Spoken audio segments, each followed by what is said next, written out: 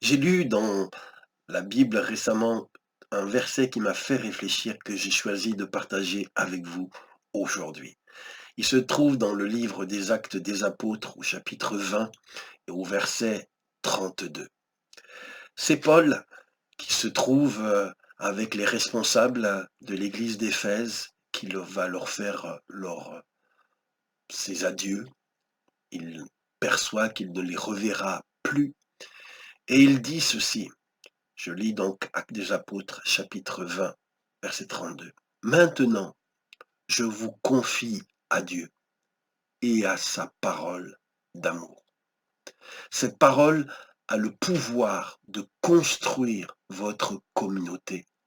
Par elle aussi, Dieu peut donner les bienfaits qu'il réserve à ceux qui lui appartiennent. Ce verset, je l'ai lu dans la traduction Parole de vie. Et je voudrais qu'on s'arrête un moment sur ce verset. Paul va partir. Paul était un apôtre, il était un pilier, il était vraiment quelqu'un qui a beaucoup compté pour cette église d'Éphèse où il a passé 3 années, où il a passé du temps à enseigner, à exhorter, à encourager. Et là, Paul va être retiré. Euh, il ne pourra plus en tout cas physiquement interférer par sa présence avec cette communauté. Et on pourrait penser, il y a de quoi s'inquiéter, qu'est-ce qui va advenir, qu'est-ce qui va se passer, euh, comment nous être sûrs que les choses vont continuer, vont prospérer. Et là, dans ce verset qu'on a lu, Paul dit, maintenant, je vous confie à Dieu et à sa parole d'amour. L'homme peut être utilisé pour faire quelque chose, pour fonder une œuvre, fonder une communauté, toucher la vie de certaines personnes.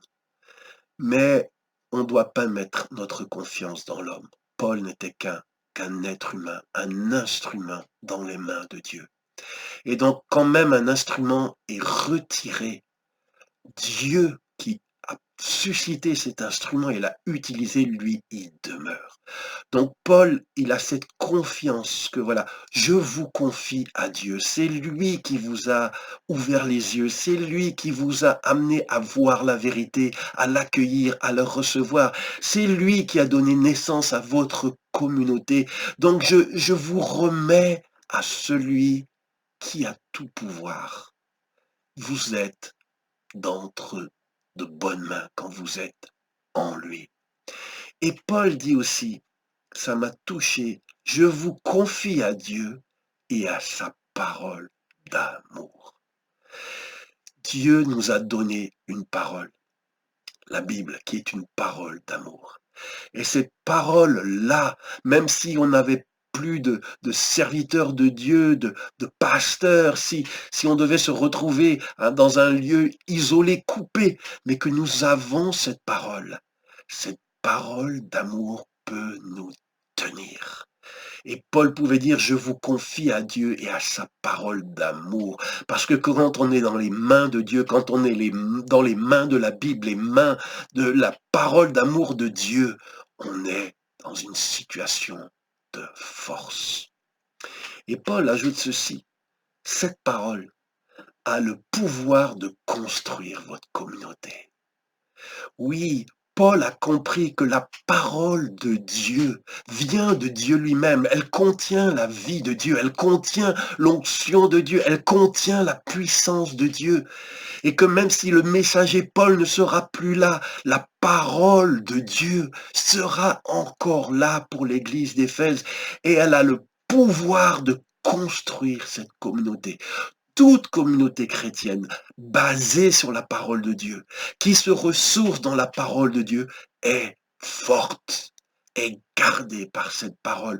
Toute vie construite sur cette parole de Dieu, la Bible, est une vie qui peut être non seulement protégée et gardée, mais qui peut aussi grandir. Et Paul ajoute encore une chose. par elle aussi, par cette parole d'amour, cette parole de Dieu, Paul dit Dieu peut donner les bienfaits qu'il réserve à ceux qui lui appartiennent. Par cette parole, Dieu peut ouvrir la porte, peut donner les bienfaits que Dieu réserve à ceux qui lui appartiennent. La parole de Dieu nous ouvre les trésors du ciel. La parole de Dieu nous ouvre la porte de la grâce de Dieu, de la vérité de Dieu. Et Paul a cette confiance que mes frères, mes sœurs d'Éphèse, vous ne me verrez plus, mais cette parole de Dieu que je vous ai annoncée, que je vous ai prêchée, elle pourra continuer de vous bénir, de vous accompagner. La source de la bénédiction ne tarira pas. Cette parole peut vous donner des bienfaits à tous ceux, toutes celles qui appartiennent au Seigneur. Et Paul va terminer en disant ceci. C'est pourquoi, je vous le dis avec force, j'ai fait tout ce que j'ai pu pour vous tous. Et si plus tard vous ne tenez pas compte de mon enseignement, je n'en suis pas responsable. En effet, je vous ai annoncé tout ce que Dieu avait décidé, je n'ai rien caché. Paul part avec le sentiment d'un service accompli. Tout ce que cette Église avait besoin de savoir, tout l'enseignement que cette communauté avait besoin de recevoir, elle l'avait reçu. Elle pouvait donc, si elle demeurait dans cet enseignement, elle était en sécurité. Et maintenant, Paul dit, le défi pour vous, c'est pas qu'il va vous manquer quelque chose, mais c'est de vous éloigner de l'enseignement que j'ai pris à cœur de vous transmettre. Et il dit, si vous ne tenez pas compte de cet enseignement, si vous allez l'oublier, si vous allez le déformer, je n'en suis pas responsable. Ce ne sera pas de ma faute. Vous avez reçu ce dont vous avez besoin, cette viande solide pour soutenir votre foi et votre vie. Et si vous faites fi de cette parole et vous en éloignez, eh bien, ce sera vous-même alors qui compromettrez votre avenir. Au travers de ce message, j'ai voulu vous rappeler, nous rappeler, que être dans les mains de Dieu, d'être dans les mains de sa parole, c'est le meilleur endroit où on puisse être. C'est pourquoi je veux aussi, pour vous qui m'écoutez, vous confier à Dieu et à sa parole d'amour. Et je prie aussi pour que vous puissiez ne pas vous écarter de ce que Dieu nous a dit dans cette parole d'amour qui est la Bible. Et que vous puissiez y rester fermement attachés.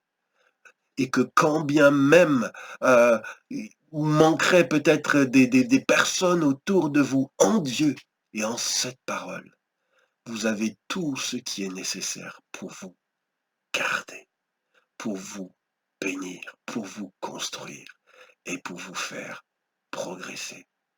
Seigneur, merci pour ta présence. Merci pour ta parole. Elle a le pouvoir de nous ouvrir la porte de tous tes bienfaits, de toutes tes grâces. Merci Seigneur parce que ce que tu construis dans ce monde ne repose pas sur la présence d'un être humain ou les qualités d'abord d'un être humain, mais tout ce que tu fais repose sur toi. Et toi, tu es le rocher des siècles, tu es solide et celui qui est affermi en toi et en ta parole ne sera jamais confondu, ébranlé. Que ton nom soit béni, Seigneur. Encourage tous mes frères et sœurs qui ont écouté ce message. Seigneur, fortifie-le et donne-leur la paix au nom de Jésus. Amen. J'étais heureux de transmettre cette parole, vous transmettre cette parole. Que Dieu vous bénisse. Chaque vendredi, vous pouvez me retrouver sur cette page. Pensez à vous connecter à cette page Facebook ou à ma chaîne YouTube et aussi pensez à vous abonner pour signifier que ces vidéos vous intéressent et que ça encourage Facebook et YouTube à les publier davantage. Que Dieu vous bénisse. À vendredi prochain.